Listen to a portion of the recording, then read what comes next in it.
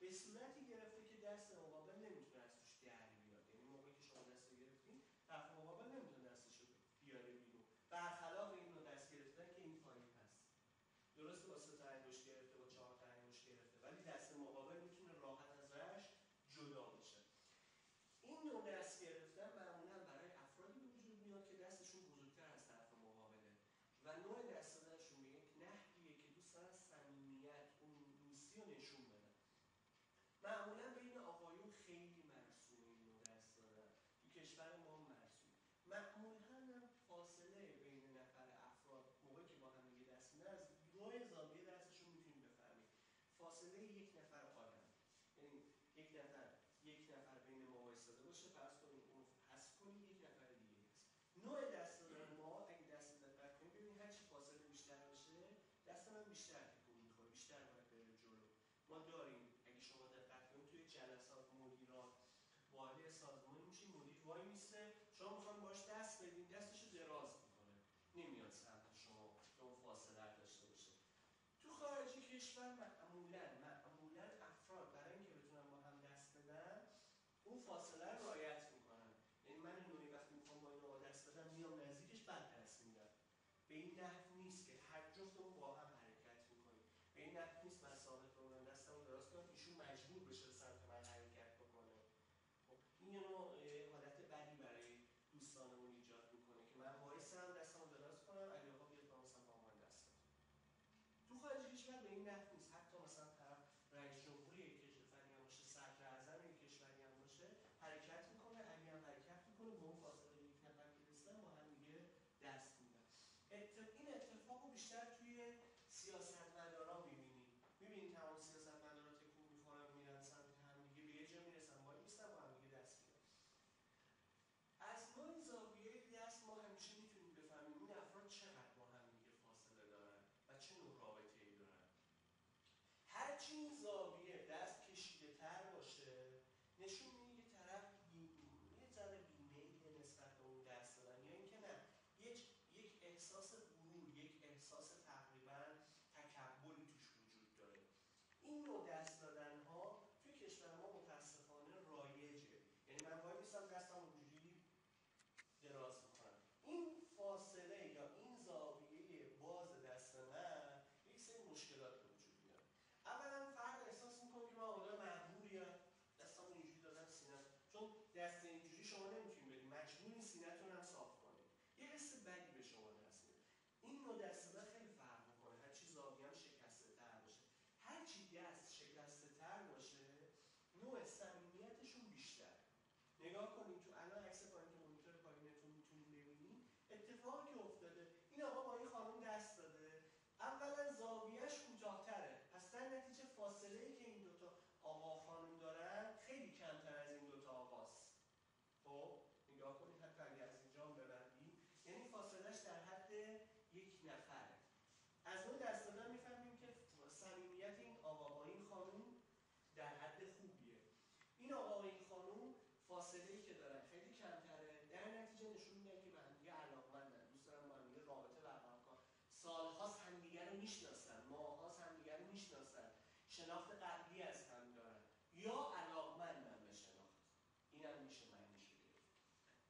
تو عکس بعدی مثلا نگاه کنی خانمی با آقای دست داده، آقا دستش رو به سمت بالا گرفته، کف دستش رو به سمت بالا گرفته. این نوع دست دادن و خانم هم دستش از بالا بوده. دست دادن به این شکل توی فرانسه، ایتالیا، کشورهایی که به عشاق، به خانم‌ها علاقه ویژه‌ای دارن، نشانه یک نوع ابراز علاقه است. کف دست بالا میگیرن، خانم دستشو میذارن. حالا معمولا شما دیدین تو فیلم‌ها دست خانم رو یا میبوسن بعضی‌ها، یا اینکه مثلا یه احترامی قرار میدن. این نوع دست گرفتن به صرف این کار انجام میشه. ولی توی کشورهایی که آقایون با آقایون اینجوری دست میدن، یعنی من آقا دستم دراز میکنم به علی وقتی اینجوری دست میدم، کف دست من به سمت بالاست و منم شروع کنندم، نشانه یک نوع قدرت طلبی من. یعنی من دوست دارم به عنوان نفر اول دستم رو دراز کنم، علی با من دست بده، خب، و بهش سلام بدم یا هر گونه پیامی که دارم بهش بگم، ولی با این تفاوت که بگم من شروع کننده بودم. حالا نشانه تکبر نمیتونه باشه، نشانه یک نوع آغازگری، یک نوع قدرت طلبیه، نشانه خیلی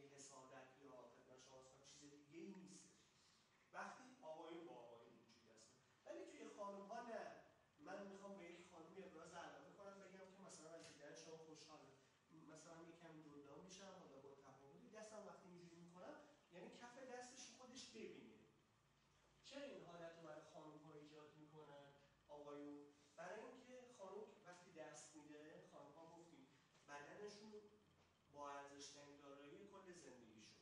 یعنی بدن یک خانم یک دارایی بسیار ارزشمنده باشه. موقعی که ما با یک خانم غریبه دست میدیم، با یک خانمی دست میدیم که مثلا حالا یک حالت زیبایی داره، یک حالتی داره که مثلا اومده توی مهمونی، با این نوع دست دادن بهش نشون میدیم که ما هیچ نظری نسبت به شما نداریم و ایشون روی دستش و کف دستش کامل میبینه. آره خب ببینید شما نگاه کنید، من موقعی که با شما دست دادم اگه کف دست شما رو به سمت پایین باشه شما یه احساسی دارید، کف پایین دستتون رو نمیبینی و نمیبینی چقدر داره آقای لمس میکنه این دست شما رو. وقتی دستتون بالاست احساس قدرت بهتون میده، احساس خوشایندی بهتون دست میده. خانم‌ها معمولاً اینجوری سعی میکنن آقایون با خانم‌ها اینجوری دست بدن که اون احساس قدرت و اون احساس خوب رو داشته باشن. یعنی سعی میکنن توی دست دادناشون توی اروپا، تو کشورهای تقریبا پیشرفته، خانم‌ها دستشون همیشه بالا قرار بگیره که دیگه خم نکنن دستشون رو، چون احساس بدی بهشون دست میده، چون اینجای بازوشون دیده میشه. خانم‌ها خیلی از لحاظ روانشناسی عرض میکنم، خانم‌ها اگه مثلا روی دستشون دیده بشه احساس بدی بهشون دست نمیده، ولی وقتی اینجای دستشون دیده میشه ببینید شما یه دستتون اینجوری کنید کل حالت شونه، سینه، کل حالت شکمتون میزه به هم با یه این حالت اینجوری کردن. و چون اینجوری دوست ندارن دست بدن که این روی بازوشون دیده بشه، معمولا سعی میکنن با پشت دست بدن. دو تا خانم دارن با هم دیگه دست میدن، دست دو تا خانومه. برای خانم‌ها هیچ قوانین خاصی برای دست دادن نیست. خانم‌هایی هستن که خیلی به صورت مردونه دست میدن، یعنی از دور که میرسن زاویه میگیرن، شطلق با هم میزنن، خیلی محکم هم دست هم دیگر فشار میدن. خانم‌هایی هستن که خیلی هم به صورت کوچیک دست میدن. برای خانم با خانم هیچ نوع قانون متداولی هیچ جای دنیا نوشته نشده. خانم‌ها مجازن هر جور که دوست دارن با هم دیگه دست بدن. فقط برای خانم با آقا یه سری قوانین وجود داره که یه سری خط قرمز وجود داره که اونا رو من الان بهتون خواهم گفت. اتفاقی که اینجا میفته تو تمام نوع دست دادن‌ها شما باید یک چیز رو دقت کنید. موقع دست دادن هیچ موقع به دست طرف نگاه نکنید. اگه من دارم با این آقا دست میدم به دستش نگاه نکنید. امکانش هست دست دوستمون، دست کسی که داریم باهاش دست میدیم دارای یک عیب فیزیکی باشه. مثلا انگشت کوچیکش قطع شده باشه که من خیلی تو این کار مثلا بارها شده، میرفتم کارخونه‌های مختلف، یه جایی صف از خط تولیدی بود، من میرفتم مشاوره با هر کی دست میدادم یا انگشت نده باشه یا دستش یه قطع شده بود، هیچ موقع نباید دست طرف رو نگاه کنی، حتی اگه دست طرف خیس باشه، حتی اگه دست طرف نمیدونم چسبناک باشه، هیچ نوع عکس العملی نشون ندید. موقع دست دادن خیلی ریلکس اصلا بهش نگاه نکنید. فاصله صورت با صورت رو دقت بکنید، چقدر فاصله دارید با یک نگاه عمقی بکنید همراه با لبخند.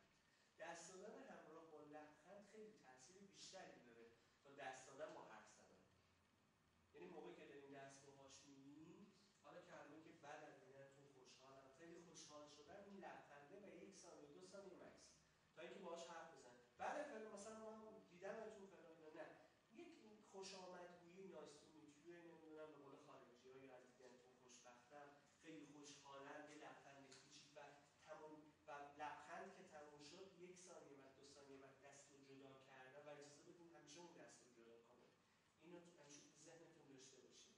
اجازه بدین اگر شما دست دراز کردین شما قطع کنید، اگر ایشون دست دراز کرده بزنید اون شخصی که اونجا دست رو دراز کرده قطع. یه نکته دیگه هم که